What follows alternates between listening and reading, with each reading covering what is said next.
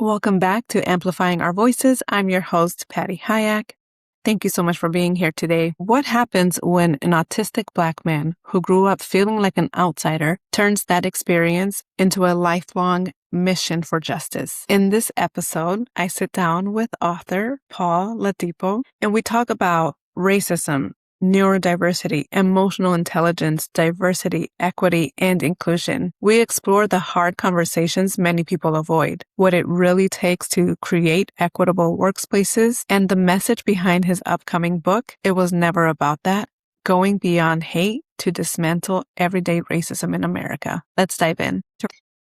Hi, Paul. Thank you so much for meeting with me. I am so excited to talk to you today. Yeah, thanks, Patricia. Thank you for having me. I'm excited to be here. I like to start off with your upbringing. What was your childhood like, and how did that shape the person that you are today?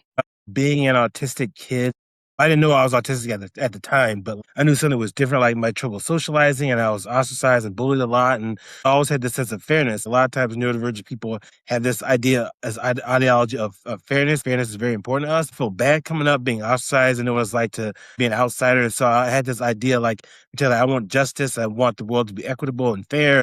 Fast forward to college and grad school and learning about DEI and inclusion and marginalized populations. Like, yeah, this is a thing. And so I carried those experiences from childhood. I want fairness and equity because I saw people bullied for their race. I saw people being bullied because they were gay or soon to be gay or because of their gender. And so I'm like, no, that's not right. And so that just shaped my personality, the desire for fairness. Beautiful. Now, how did you end up in the DEI space? Did you go to Yeah. school for it, or tell me Yeah, about so I guess like not an actual degree in DEI, but like I went to school for higher education and student affairs, and so that and there I was introduced to DEI, and so I had a graduate assistantship, and I was an academic advisor as part of being part of the program, and of course where we talked about racism, sexism, homophobia, transphobia, et cetera, et cetera, and then but then my job was an academic advisor. But then while doing the academic advising, I didn't really like that job, but it helped shape what I wanted. Like my students will know about their stories and like being in conservative Kansas, mostly white Kansas, my students of color, my women students, my LGBTQ plus students were like, yeah, something feels off here. I don't quite feel accepted or just like included here. I stopped caring about what courses they were taking. I can't bluff. Autistics can't bluff when it's like, I don't care about chemistry 251, but I do care what are the systems that are excluding you. And so I did shift until I'm not doing academic advising, but I want to do DEI work. That's awesome. I love how you kind of discovered it, and then Yeah. it just kind of became your purpose because Yeah. you do so much around DEI, and I love that. Now, can you talk a little bit about what experiences taught you lessons that no degree, no certification, no training ever could?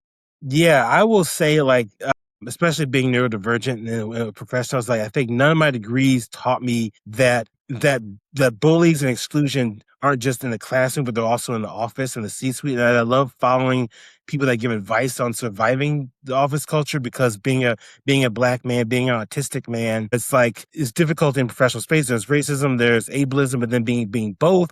And I think back to the social cues I missed in jobs. And so it's just like learning that, realizing that like no degree prepared me that a lot of places are very exclusive, even though they say they're inclusive. I went to in school, I learned about DEI, but then the workforce is still bad because you have people that get promoted based on social skills, or because they're white, or because they know so and so, and all this politics, and it's just there's so much injustice not only in the world, but even in the office, and a lot of times in the very place you're working to end injustice. And so like 9 to 5 DEI is very problematic because it's a lot of performative work and smoke and mirrors, and they don't want to hear about how their company can be racist or sexist. And so it's a lot of, so that's something that I learned the hard way. I can imagine. Now, what keeps you motivated when the progress feels so slow, or even, right now, like it feels like we're going backwards, Yeah, right? yeah. DEI work. So what keeps you motivated to keep the work going? I guess it's realizing that it'd be even worse, and also realize that that's how history is. I know I may not live long enough to see the fruits of my labor or the fruits of your labor. It just has to be done. So I keep going. It doesn't matter whether Trump's disapproval is at 67% or 14%. It's got to be done. Talk to me a little bit about the current state that we're in and how it has affected your work. Yeah, so I mentioned how 9 to 5 DI is often performative, smoke and mirrors, but so that's kind of like one thing. Then the other thing is like DI programs being axed. I've transformed to being a digital DI advocate, being an online advocate, being on LinkedIn or Threads or elsewhere, writing a book. It's like I mean, I have a 9 to 5 office job, but it's like, you know what, I'm doing this work one way or another. And so yeah, I don't have to worry about losing my job Right. because my regular job has nothing that's not DI related, but it's like I'm just trying to keep advocating. So it needs to be Right. done somewhere, some way, somehow. Exactly. I love that you mentioned that because in some organizations, the culture is like, oh, well, DEI work, it's HR's job. It's a specific inclusion and belonging department's job, but it's not. It's up to everyone that is part of the workforce to keep moving this work forward inside and outside of work. So I just love how passionate you are about it. And I thank you for being so vocal and so out loud. I'm on LinkedIn a lot and I follow people that inspire me. And you're Yeah. one of those people because you say the things that need to be said. You say the things that make people uncomfortable. But like these are the conversations that I want to Yes. normalize. That's exactly why I Yeah. started this podcast. Because I I'm like, can't not do that. let's I call it can't. what it is. Let's have a Yeah. conversation about it. We are going backwards. Let's Yeah. acknowledge that. Part of that's due to being autistic. We tend to think like, well, we want justice, but we're also blunt. It's not to be cruel. I don't like cruelty. I don't like meanness. I'm just like, let's stop. Let's cut the BS and let's just say what needs to be said, not out Yes. of cruelty, but because it needs to be said, and that's how we grow. Years ago, when I used to be a lot less blunt, I used to be really reserved, and I didn't realize at the time that was masking because growing up in the Midwest is very indirect, and I just held it in. But then I remember friends saying, "Just snatch off the Band-Aid, rip off the Band-Aid," and I'm like, yeah, I'm at the point where I just do it because it needs to be said. And look, I don't intend to offend people, but if it does offend you, I'm just telling the truth. I realize it cost me probably jobs. People looked at my LinkedIn profile, look at my profile all the time, and I get HR specialists and journalists and so from the county of where, and it's like, okay, are you interested? But not gonna choose me because I say the uncomfortable stuff. I know it costs me something because Right. I'm vocal, but Right. No, I love that. Honestly, like those are the type of people that I prefer to communicate with just because or receive their communication because they're direct, they're to the point. And for me, it's just easier to comprehend. There's no hidden message under that I need to yeah, decode, especially as English being my second language. Sometimes I struggle with receiving the message, I guess, as its intent. If you can just don't beat around the bush. Just tell me what you need to say, and then I can understand your message better. yeah. So for me, I'm always appreciative of that. And then also for me, just growing up as a people pleaser, I never Hmm. wanted to hurt anyone's feelings. And so Exactly. I would beat around the bush and I was doing Yeah, exactly what I don't like being done to me, right? So I'm just like, that stuff just gets exhausting. At the yeah, end of the day, we're just wasting time. Just say what yeah, you need to say. And it's not mhm, personal, right? It's not personal. And yeah. that's what I remind myself of. I remind myself that too, and I try to others as to get them like, look, on LinkedIn, I know people see me as like this lion or whatever. I'm just saying stuff, getting arguments with people. I admit sometimes I say some things that are harsh. I do really care about other people's feelings. I really do. I'm sensitive myself, and so, but it's like problems fester and they get worse if you avoid them, and so it just bugs me when people are like, Morgan Freeman said, if you talk about it, you make it worse. Look, I cut the crap. That's not true. I've researched it. And it's like, so I'm just at the point where like, you know what? There's too much at stake. And so if somebody's unnerved by me talking about white supremacy, that's a you problem, not a me problem. I'm Right. not, so that's the mentality I come in with it. So Now, you do write a lot on LinkedIn, and you not only just talk about diversity, but you also make an emphasis on who holds power. yeah. Let's talk about that. Why do you think so many organizations stop at representation and not really address power? Yeah.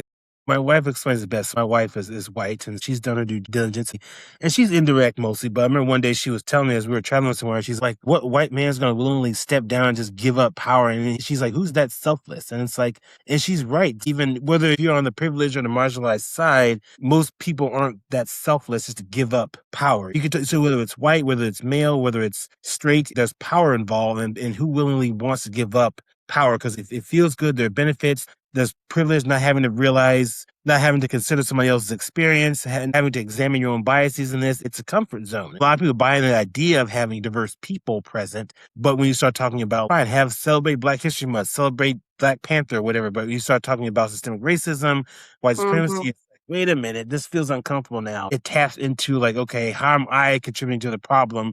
It becomes more than, hey, how can I enjoy your culture? How can I enjoy your presence? To what do I need to examine in myself that may cause you problems? And that's people just don't want to. They don't want to see that. They don't want to hear that. I see the same thing all the time when women or male feminists, they start talking about male privilege, or they start talking about why women, mostly women, initiate divorces. They get all in a bunch and all defensive it. But all the issues or dramas, a lot stem from patriarchy and sexism and entitlement to women's bodies and just men not listening. And so they don't want to hear that, and so all the excuses come up, all the fragility, all the defense mechanisms. And it's the same thing with racism. Going back a little bit to the workforce, we see companies that say they want to be inclusive and all the things. They want to make it a place of belonging. What would that ideal state look like for you from your lens and all the work and research that you've done? What would that look like in real life?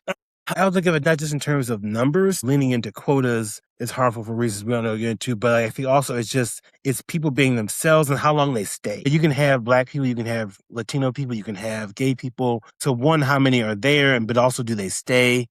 Do they move up? Do they matriculate at all? I like to use the term snow-capped, where like, okay, you have a pyramid, you have all the Black and white people at the bottom, and at the top they're all white, mostly male. So what does your leadership structure look like? How long do people stay? Do they move up at all? What other types of diversity? Do you have neurodivergent people? Are they masking? Are they themselves? Do they feel comfortable outing themselves as having a disability or as autistic or as ADHD or LGBTQ plus, things like that? So I look at those are good barometers.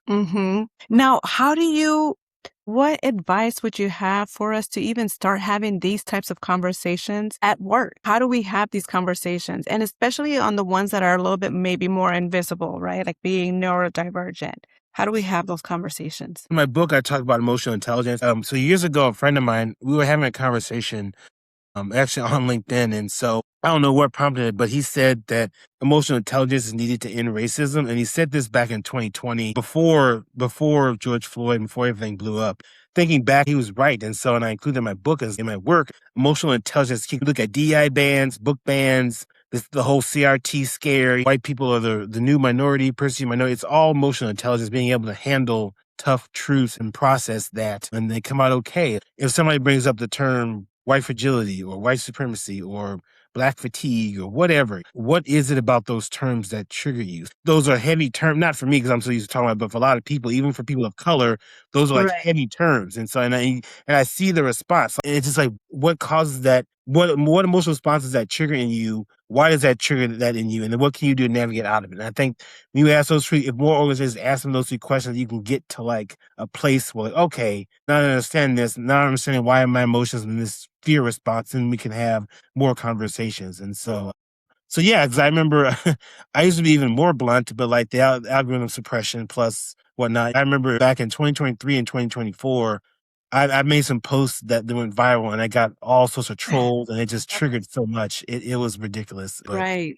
God, man, I love that. That needs to be a bumper sticker or something. Emotional intelligence and racism. I love that so much. For me, I talk a lot about like my own healing journey just because I had zero emotional intelligence because I was taught to suppress my emotions and we don't talk about our feelings. That's in the Latino culture that I grew up. That's what we did. I was even told stop crying, right? Like I'll give something to cry about. So I'm like, learn, okay, showing our emotions is not good, right? And so for me, my adulthood has been dedicated to working on my inner self, to unlearn all the things that I was raised with, and to really go in and reflect like, okay, why am I triggered by this thing? And I ask myself those questions. If more people did that, people would understand that they're seeing it from the lens of their wounds or from their upbringing or whatever the case is. And so a lot of the times it's not about somebody else, it's about them, right? Yes. So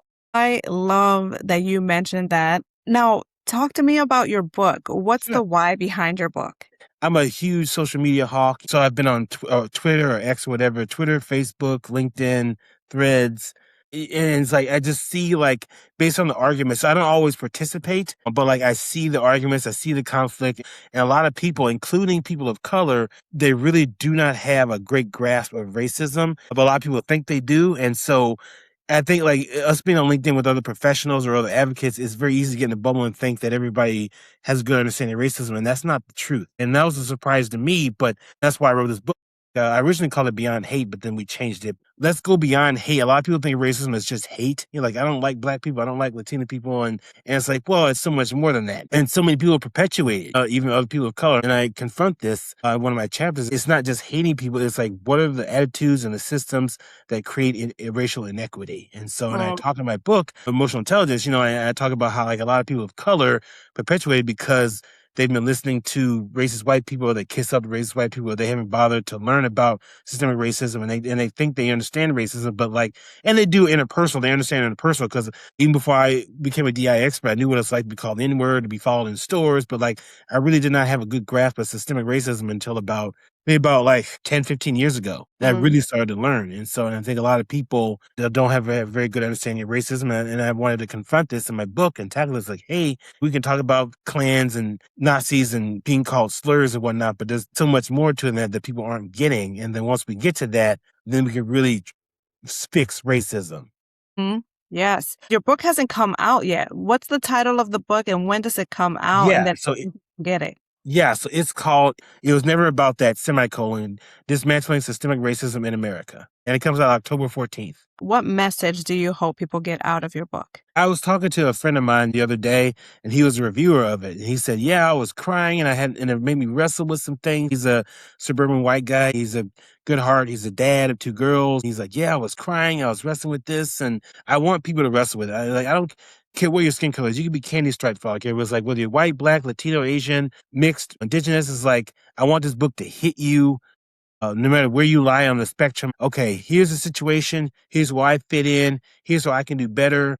Because this is a collective responsibility. It's not just like, yes, white people have the power, but like people of color have the ability to like advocate for themselves and learn from it and grow and heal and contribute whatever way. I just want this to hit people. And so, and when it hits you, find out what role you fit in ending it. So you could be a digital advocate. You could be a hiring manager that hires more equitably. You could be an HR person that trains people. I don't know. So just find out where you are and then find out where you are in the solution. There we go. Gosh, I love that. Yeah, man, we've got a long way to go, but Yeah. even books like yours, they're planting the seeds, and I think that's what's important. One seed is planted here and another seed is planted over here. We're not going to change people, but I think that's how transformation starts, is by having these conversations, reading books like yours. So thank you for that. It's a very brave thing for you to do. Is there anything that you learned, whether that's having to do with racism or DEI or anything that you learned throughout the writing? Yeah, a lot of well-meaning people, you can still do racist things, and so like I'm putting the finishing touches on my book, but I know that like in this whatever culture war we're in, a lot of people think like, oh, it's just the GOP that's racist, and it's like, no, I mean there's white liberals, white Democrats can be racist too. It just shows up differently, and so I think like it could be the next book. I don't know, but like I want to have a bigger conversation. Like, yeah, so the issue with me is not being anti-Republican; it's more anti-Trump, but I don't want Democrats to act like there's no racism in the Democratic Party, because there is. And so there's a Right. reason why a lot of Black Latino people went to GOP, because they felt like a lot of white Democrats went back on their promises and so, or tokenized them. And so we got to realize that basically learn that racism is not a partisan issue. And so I don't know if that'd be a title of another book, but if we get on the speaking circle, I'll make it clear, hey, this is not necessarily Republican. This is anti-Trump. This is not anti-Republican, but we need to realize that there's racism in our own party, Democratic Party, and that's why people leave the Democratic Party, why they left. And so, Right. I love that. Thank you. What do you What are the consequences when people with lived experience are repeatedly ignored?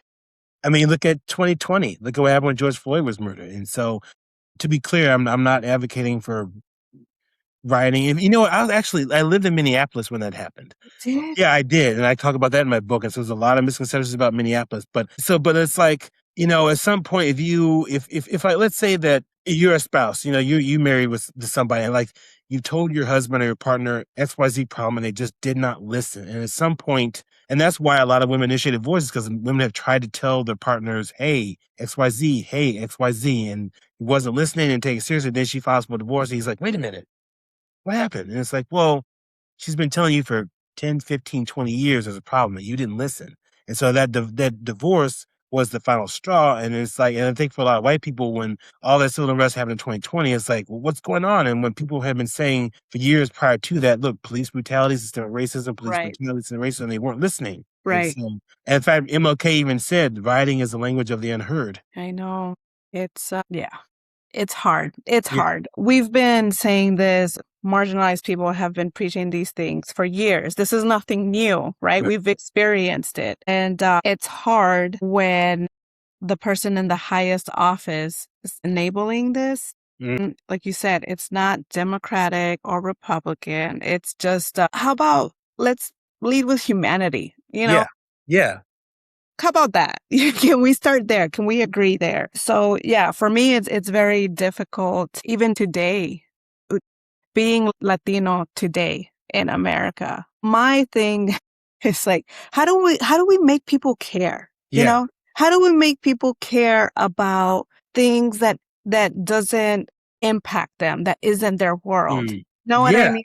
Like how You we know, can't make other people care. So it's like, how do we move forward? the sad thing is, I remember, I don't know if you ever watched the documentary 14th, What? or no, maybe it was the 13th. No, it was the 13th. It's a documentary on Netflix about the 13th Amendment. And one of the narrators said something that just kind of like hit me square between the eyes. It's like, you have to shock people. So I think, so look at like Emmett Till, look at MLK's assassination, and a lot of people, especially who are not from marginalized backgrounds, it's just like they can't or won't see it until something so big happens. When George Floyd was murdered, I remember there was a brief racial awakening. I remember that summer. When he was murdered, I went on Facebook and just went on a rant. And I went on a Facebook rant, all with cuss words. I'm not going to repeat them here, but I just went at it. And so, and people responded to that. But then I wasn't the only one who did that. They were like, companies were pledging money to black businesses. A bunch of DEI positions came out because prior to that, a lot of them were cut because of the pandemic and the recession. Every company had DEI positions open. People were Right. said they were donating money to like businesses and schools and philanthropies. And I remember at one point, two voice actors, like there were white men who had voiced men of color. They were like, maybe I shouldn't do this anymore. And I'm like, wow, they were making big money in Hollywood doing voice acting for people, as people of color characters for years, and they said, maybe we should stop doing this. And then I remember they were trying to teach systemic racism in schools, but the Trump administration was like, nope. CRT, and then they threw in CRT. It's hates white people, even though it wasn't CRT. There was brief, basically I compared it to Reconstruction. So right after the Civil War, black people made a ton of gains. There were black politicians even in the South, and like black people really made huge strides. And then the KKK said, "Nope, we're not doing that." So like with George Floyd's murder, that kind of started a brief Reconstruction type Yeah. time, and then all of a sudden the far right was like, "Nope, we're not doing this." Right. And so.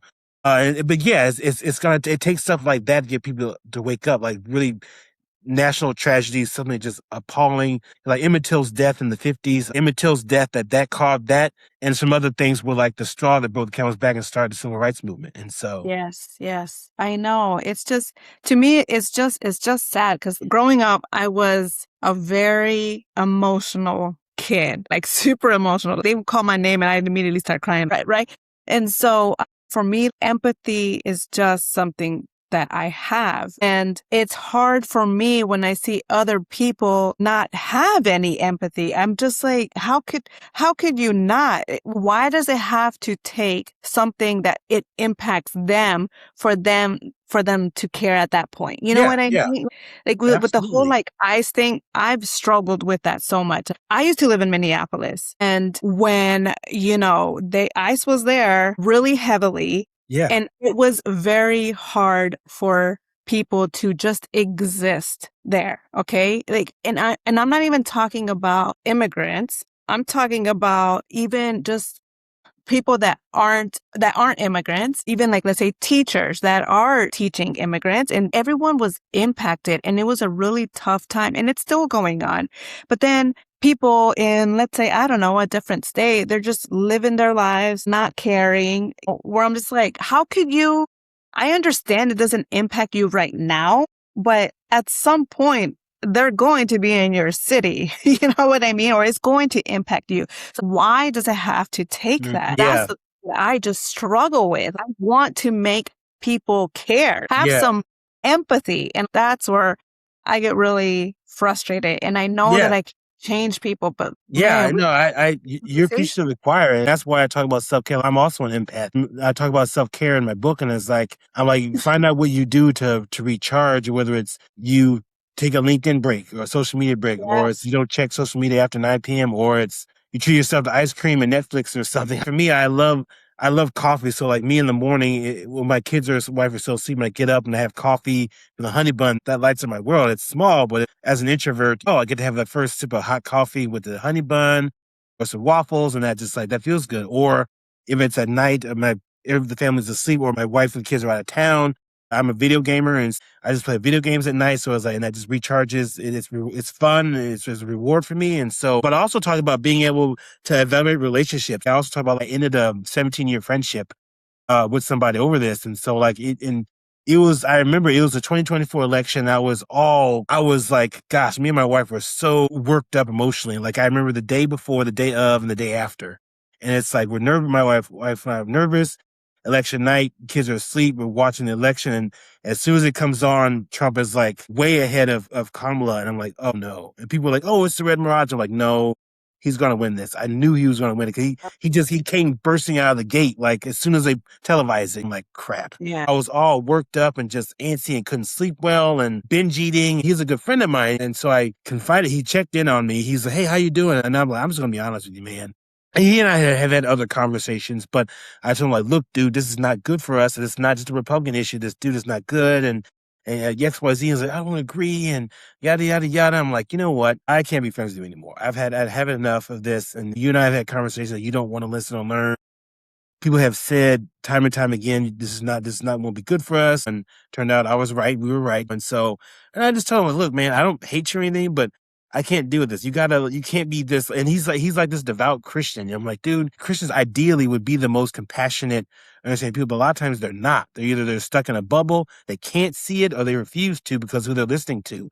I'm like, you know what? I'm not here to judge or psychoanalyze, but I'm done. And so I put a hard boundary. And I say in the book, like, if that's what you need to do, then do it. Know where your boundaries are, because boundaries are about self-care. And if for empaths like you, Patricia, if it's like, you know what? I protect my mental health. If you want to be selfish and whatever, care about yourself, that's fine. But I don't have to be a part of that. Right. You know? Yes, that's perfectly said. I do those things because I see how it impacts my mental health or how it shifts my energy. There's a point where I'm like, okay, I can't see the news right now. Lots of therapy sessions, lots of go outside, getting in nature, bringing some of that joy back, because it is important for us to take care of ourselves when this current world that we are living in. But thank you for mentioning about that, about those relationships and having those boundaries, because that is so real right now where people are having to do that because there's just like, we're going in circles and we're not moving forward. And there are just some things where some people are just not going to agree. That's okay. That is okay. Going back to the whole, it's not just necessarily a Republican issue. I've had conversations with Republicans. They're either never Trump Republicans or former Trump Republicans, and they get it, and I appreciate that. I'm not Republican. I don't agree with you policy wise, but I appreciate your humanity. You saying that, hey, this is a big problem. This is not okay. Please understand, I'm not this anti-Republican person, but this is an individual, less so than the party, more so than the party. Placing boundaries on friendship relationships because a lot of people are telling on themselves. And when this is over, because this will be over at some point. I know this won't last forever, but it's like I want people who are advocates to realize that look, during these past 10 years or whatever, 11 years, people told on themselves. And I hope you were paying attention. And so it's like, because I paid attention. It's different if somebody's had a change of heart and they apologize and made amends. That's fine. But it's like, if they don't, it's like, no, I'm afraid you told on yourself. So protect my mental health. I'm going to leave you alone just because you already showed what you would do and you probably do it again. So it's like, I'm not going to be a situation where I'm continuously triggered or abused, because it's like being in a relationship with a toxic person. That person may not likely is not going to change. And so it's like, you don't have to be a part of that. That person's going to continue doing what they're doing. And it's like, well, fine. When you do that, I'm okay. I'm good over here. So have a Yeah. nice life. How do you, for the people that are interested in having a dialogue without blaming others, how would you suggest that one goes about having those difficult conversations? Let's say someone that did vote for Trump and maybe right now they're regretting it, or maybe they're feeling shameful and they don't want to say anything. Yeah.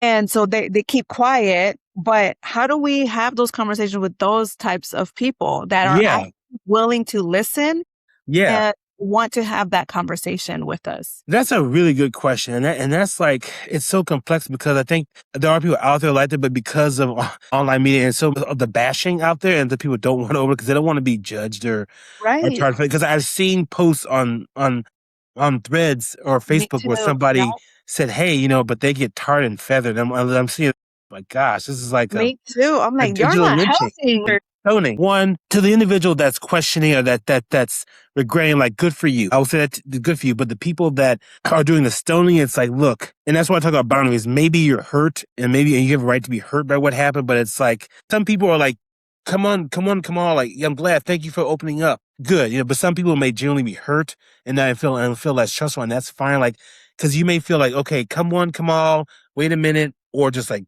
never again. And that's all those feelings are valid, but what are you doing with that? So if somebody is remorseful and wants to open up, you may be tempted to bash them, but don't, but also realize your own boundaries and be like, hey, you know what? I can't talk to this person because I've been hurt and that's okay. Leave the person alone or back out, but like, don't do the stoning because that's, I don't know. It's really tempting to do that, but that's not going to create the effect that you want.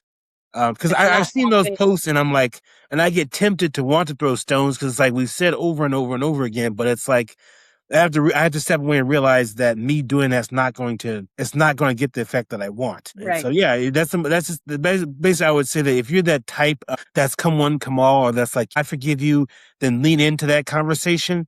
If you're not or you're not ready, then don't make yourself do it. You can feel free to step away. You don't even have to respond to the post. You can delete the post or whatever. Use your settings. Or in person, was like, hey, I'm not ready to have this conversation yet. That's fine. But just, don't be afraid to walk away. But like, hey, I'm not ready to talk about this at this time. Because then you end up saying things that you regret. You can't take back. Right. Exactly. Right. And we don't want to cause more damage. We don't want to engage in behavior that we're already judging or criticizing. Come on. We can't do that. So thank you for that. Oh man, I have so many questions for you. What would you say to people who say, I don't see color or there's no racism in America? I would ask, what do you mean by that? You used to post about that topic and then I've had people say, hey, what I mean by that is like, I see color, but you're more than a color, which is great. But to somebody that thinks literally like an autistic or to somebody that has had a history of racism or both, when you say that, it's like they take that at face value, or they take that only at what you said, and it's like, wait a minute here. And so it's fine to say, hey, you're more than your ethnicity or race or skin color, which is true, but like, don't overcompensate by trying to say you don't see color, because I feel like that's an overcompensation for something. Either I don't want to talk about racism, I don't know how to talk about racism, I don't want to be seen as racist, and so like, well, why do you feel the need to say that? Right. Yes. What does healthy allyship look like in practice? I feel that it's not leaning too hard on relationships. The classic example is somebody like, oh, I live in a black neighborhood, or I have black friends, or I have a black wife, or, and like, my kids are half Latino, and it's like, well, that's great, but like, what are you learning? What are you doing? Because like, a white woman can have a black man as a like. I've seen cases where like a white woman has a black husband and biracial kids, but she may support Trump or she may criticize BLM or like you care about the individual ideally, but it's like, are you aware of what that individual and other individuals that share that identity experience? And so it's like, so I think true allyship is more realizing that don't lean too hard on your relationships. Cause it's like, if I care about women's rights, I don't declare myself a woman ally, but it's like, yeah, I aspire to be one, but it's like, if I'm like, oh, I have a wife, I must be an ally. Or I have one of my best friends is a woman, that must be an ally. It's like, well, that's leaning too hard on relationships. You can have intimate friendships or partnerships with somebody of an identity and still have a lot of problems, And so. Yeah. Thank you for that. What in your book do you think readers will resist the most? Man, that's going to be a number of. Resist the most. I think a lot of people will resist when I talk about white supremacy. I think maybe even the premise of the book. In the book, I talk about white supremacy is not just hate groups. It's also about social dominance and allocating resources. And I think that'll be a cause of resistance. I do think in my chapter about people of color perpetuating racism, like not against white people, but against like so people like Larry Elder and a lot of prominent Black GOP people who say there's no systemic racism. That's I know if it does well, that's going to cause a lot of problems. I'm going to piss a lot of people off with that internalized racism because I've had arguments with people on LinkedIn and elsewhere with Black MAGA people. And I'm like, well, I'm sorry, you're part of this too because you're kissing up to people who don't care about you either. And so I think that will push buttons. What else? Oh, I spent a chapter talking about Trump and how his toxic behaviors, his behaviors resemble toxic partners because like the manipulation, the gaslighting, the projection, and how he manipulated people into following him. So talking about that, and then talking about how he used racist dog whistles from the 1920s, like when the Klan spoke against Jews, Asians, the Irish, and it's the same rhetoric, just different group. That's going to push a lot of buttons. The whole damn book, Patricia, is it's going to be if it does well. If it does well, I can. If it does really well, I can promise you, it's just going to tick a lot of people off. And like, I don't care. Well, I do care, but it's like that's not. I don't have. They can't change me. I said what I said.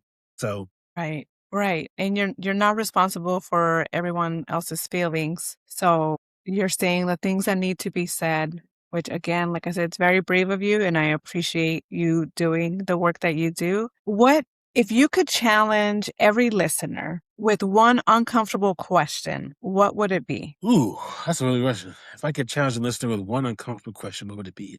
I guess what would be your motivation for being complacent? Assuming that you're the person that just kind of feels like meh or complicit in it, or what motivates you to stay silent about it when all this is going on? And I Yeah. would especially aim this question to like C-suite leaders, executive leaders, hiring managers, all the people that look at my profile but don't like say, hey, would you like to work for us? Because I know I'm good at what I do. I know I could bring a lot to an organization, but my big mouth, companies don't want, people have told me on the side, like companies don't want truth tellers. And that's Right. the harsh reality. And so I'm like, you look at my profile 3 times a week, I see this, I get notifications about this, but you don't contact me about anything. And so it's like, what motivates you to be silent? Are you motivated by a paycheck? You don't want to get chewed out? Because I love true white allies, and I'm not ever going to compare their experiences to those of color. I'm not going to say they experience what Black and Latina and Indian people and indigenous people experience, but I see them get gaslit. I see them get threats from racist white people. And so I see it on Facebook and threads. And so like the white people that are really in the trenches and they get garbage and they get heat garbage. And so it's like, yeah, do you fear being persecuted? Do you fear losing your job? Or do you have a subtle fear of losing control too? You're just not as racist as other people are? Right. That's great. Thank you. Now, what would you say to someone who, okay, so like I understand that we're not asking everyone to be like an activist, right? We're not asking everyone to shout it out in public because I understand not everyone might feel comfortable with. But what would you say to someone who wants to make an impact, but they don't want to be so out loud about it? How can they make an impact to move things forward, to end Yeah. racism? It could be just educating yourself, being aware, because knowledge is power. It sounds cliche, but it really is. Having a solid knowledge base, it makes you confident, it makes you aware of what's going on so you don't make the same mistakes. So start with that. But then I was like, if you're in a position of leadership, which is why I'm on LinkedIn in the first place, or I started advocate on LinkedIn. If you're an HR person, if you're a hiring manager, if you're a C-suite executive, you don't have to be out in the streets, but you can be like, okay, what are our hiring practices? Do we have policies that discriminate against Black women's hair? What heritage months do we acknowledge? Do we have an environment where neurodivergent people can feel like they can stemming behavior, whatever? Can they do that? Can they say on the application, yes, I have a disability? How do we treat people that have employment gaps? Women, people of color, neurodivergent people make up a disproportionate amount of employment gaps. They make a bit amount of people that are unemployed, underemployed, or just have employment gaps because of sexism, racism, ableism, caring for family members, sick family members. That is a big burden for women. And in some cultures, it's expected that we take care of our elderly. We don't throw our sick parents in a nursing home. We take care of them. And so, that causes employment gaps. And so, look at your hiring policies. How do you treat people with employment gaps?